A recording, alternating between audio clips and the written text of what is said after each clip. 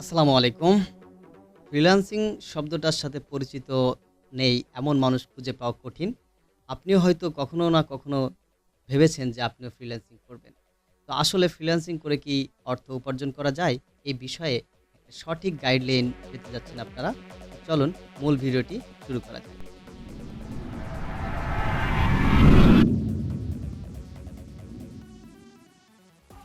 Freelancing হচ্ছে যে আপনার কোনো একটা স্কিল আপনি অন্যের কাছে শেয়ার করে অর্থ উপার্জন করবেন। ধরুন আপনি ভালো গ্রাফিক্স ডিজাইন করতে পারেন। আবার একটা কোম্পানির একজন গ্রাফিক্স ডিজাইনার প্রয়োজন বা কিছু কাজ করা প্রয়োজন। সেই কোম্পানি আপনাকে হায়ার করবে একটা নির্দিষ্ট সময়ের জন্য এবং একটা নির্দিষ্ট পরিমাণ অর্থ প্রদান করে। তো আপনি সেই কোম্পানির কাজটা যখন করে দিবেন, তখন কোম্পানি আপনাকে পেমেন্ট করবে।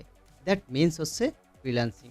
অর্থাৎ এটা হচ্ছে আপনার জন্য ফ্রিল্যান্সিং, আর কোম্পানি বা ওই পার্সনের জন্য এটা হচ্ছে আউটসোর্সিং। মানে বিকল্প উৎস থেকে তিনি কাজটা করিয়ে নিচ্ছেন। তো ফ্রিল্যান্সিং বলে আসলে তেমন কিছু নেই। ফ্রিল্যান্সিং মানেই হচ্ছে আপনাকে ভালো একটা স্কিল শিখতে হবে। সেই স্কিলটা শেয়ার করে আপনি অর্থ উপার্জন করতে পারবেন। ফ্রিল্যান্সিং এ অর্থ উপার্জন করা যায় ২ ভাবে। রেগুলার বেসিস কাজ করে, আরেকটা হচ্ছে প্যাসিভ ইনকামের মাধ্যমে। তো রেগুলার বেসিস কাজ করে কিভাবে অর্থ উপার্জন করা যায়? ধরুন আপনি একজন ওয়েব ডিজাইনার। তাহলে আপনি যদি একটা ওয়েব ডিজাইনের কন্ট্রাক্ট পান, সেই ওয়েব ডিজাইনটা কমপ্লিট করে দিলে আপনাকে তারা একটা অ্যামাউন্ট প্রদান করবে।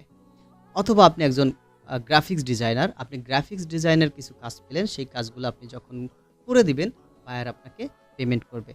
অথবা হতে পারে আপনি একজন ডিজিটাল মার্কেটার, অথবা হতে পারে কোনো একজন আ সেলার, যা আপনি প্রোডাক্ট সেল করে দিলেন, সেই বিনিময়ে আপনি একটা অ্যামাউন্ট পেলেন। বাস্তবিক পক্ষে এই ধরনের ফ্রিল্যান্সিং হচ্ছে রেগুলার বেসিস। এগুলার একটা সময় এসে কি হয় যে কাজের চাহিদা কমে যায় এবং আরো উন্নত প্রযুক্তি আসার ফলে আপনার স্কিলটাও কিন্তু ডাউনগ্রেড হয়ে যায়। নিজেকে যদি সেভাবে আপডেট করা না যায়। আরেক ধরনের ফ্রিল্যান্সিং হচ্ছে যেটাকে প্যাসিভ ইনকাম বলা হয়। মানে পূর্বে যে কাজের কথাগুলো বললাম, এই কাজগুলো আপনি একবার করলে একবারই পেমেন্ট পাবেন। এই কাজ থেকে দ্বিতীয়বার আপনি আর কোনো পেমেন্ট পাবেন না। হয়তো আপনি একটা জিনিস পাবেন, তাদের একটা রিকমেন্ডেশন বা তারা আপনাকে একটা আ ভালো কমেন্ট করে দিল যে লোকটা খুব ভালো কাজ করে। এর বিনিময়ে হয়তো আপনি দ্বিতীয় আরেকটা অর্ডার পেতে পারেন। তবে যে পাবেন এমন কোনো নিশ্চয়তা নেই। কিন্তু প্যাসিভ ইনকামের যে ব্যাপারটা, এটা হচ্ছে এমন যে আপনি একবার একটা প্রোডাক্ট তৈরি করবেন বা একটা কোনো কনটেন্ট তৈরি করবেন। এই কনটেন্টটা যতদিন পর্যন্ত থাকবে, ততদিন পর্যন্ত এই কনটেন্ট থেকে আপনার কিছু না কিছু হলেও আর্নিং হতে পারে। সেই বিষয়টা নিয়েই আমরা কথা বলব। যেমন এমন বিষয় হতে পারে Facebook বা YouTube এ কনটেন্ট ক্রিয়েটিং।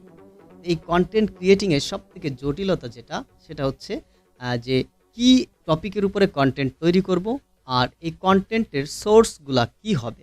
মানে এত ভিডিও ফুটেজ কোথায় পাবো? এত ভয়েস ওভার কোথায় পাবো? এমন টপিক কোথায় পাবো? তো এই ৩ টি গুরুত্বপূর্ণ বিষয় আমি আপনাদের কাছে ক্লিয়ার করে দিব। নাম্বার 1 হচ্ছে যে আপনি টপিক, রেগুলার এত টপিক কোথায় পাবেন? তো টপিকের জন্য সবথেকে বেস্ট হচ্ছে আপনি যে রিলেটেড ভিডিও বানাতে চান, সেই রিলেটেড ইউটিউব চ্যানেলগুলা সাবস্ক্রাইব করে রাখবেন। ফলে তারা যখন ১ম একটা ভিডিও ছাড়বে, তখন আপনি ভিডিওতে যাবেন। আপনি তার ভিডিও দেখুন আর না দেখুন, আপনি তার কমেন্ট সেকশনে যান।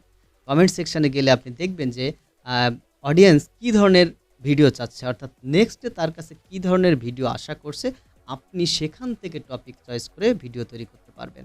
এছাড়া আপনি যে বিষয়ের উপরে কনটেন্ট ক্রিয়েট করতে চাচ্ছেন, সেই বিষয়টা লিখে আপনি গুগলে সার্চ দিন। গুগলে অসংখ্য আ ব্লগ সাইট রয়েছে, আর্টিকেল রয়েছে, সেখান থেকে কিন্তু হিউজ পরিমাণ টপিক আপনি নির্ধারণ করে নিতে পারবেন। আ তাছাড়া আপনি কনটেন্ট ক্রিয়েটের জন্য আপনার যে কমিউনিটি রয়েছে, অর্থাৎ আপনার যে YouTube চ্যানেল যে কমিউনিটি, সেখানে আপনি পোস্ট করতে পারেন যে আপনার কি ধরনের বা কোন টপিকের উপরে ভিডিও চাচ্ছেন। নেক্সট আমি সেই টপিকের উপর ভিডিও নিয়ে আসবো। এভাবেও আপনি ওদের কাছ থেকে গাইডলাইন নিতে পারবেন। তাহলে টপিক নির্ধারণের ৩ টা সোর্স আমি আপনাদেরকে বললাম। নাম্বার 1 হচ্ছে প্রত্যেকটা ভিডিওর কমেন্ট সেকশনে গিয়ে আপনি টপিক নির্ধারণ করতে পারবেন। গুগলের মাধ্যমে সার্চ করে আপনি টপিক নির্ধারণ করতে পারবেন। এছাড়া আপনি এআই এর উপরে আ যদি ভালো দক্ষতা থাকে, যেমন ChatGPT কে আপনি যদি বলে দেন যে trending content a in last month, গত মাসের ট্রেন্ডিং কনটেন্ট আপনাকে সে দিয়ে দিবে। সেখান থেকে আপনি আইডিয়া নিতে পারবেন। এছাড়া আপনি নিজেও পোস্ট করে কনটেন্ট এর আইডিয়া নিতে পারবেন। নাম্বার 2 হচ্ছে এই কনটেন্ট গুলা তৈরি করার জন্য ভিডিও ফুটেজ এবং ব্যাকগ্রাউন্ড মিউজিক বা ইমেজ স্টক ফুটেজ আপনি কোথায় পাবেন? এর জন্য আমি ২ টি ওয়েবসাইটের কথা বলবো। একটা হচ্ছে আ pixels.com, এখানে আপনি অসংখ্য ফুটেজ পেয়ে যাবেন ফ্রিতে। এখানে পেইড ভার্সনও রয়েছে, তবে আপনি ফ্রিগুলাই ইউজ করেই আপনার হয়ে যাবে। তারপর রয়েছে হচ্ছে মিক্সকিট, এখান থেকেও আপনি অসংখ্য ফুটেজ ডাউনলোড করতে পারবেন, ব্যাকগ্রাউন্ড মিউজিক ডাউনলোড করতে পারবেন। এছাড়া যদি আপনি ইউটিউবের জন্য ভিডিও কনটেন্ট তৈরি করেন, তাহলে ইউটিউব অডিও লাইব্রেরিতে চলে যাবেন।